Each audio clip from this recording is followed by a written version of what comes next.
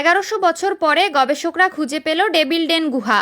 ইতিপূর্বে 1100 বছর আগেও অনেক গবেষকরা এই গুহার রহস্য বের করার চেষ্টা করেছেন, কিন্তু আজ পর্যন্ত কোনো গবেষক সংস্থা এই গুহার আসল রহস্য বের করতে পারেননি। আল্লাহর অশেষ রহমতে 2024 সালে এই গুহার আসল রহস্য উন্মোচন করা হয়েছে। যারাই এই গুহায় প্রবেশ করেছেন তারাই আর ফিরে আসতে পারেননি। এজন্যই এই গুহার নাম দেওয়া হয়েছে ডেভিল ডেন, মানে শয়তানের রাজত্ব।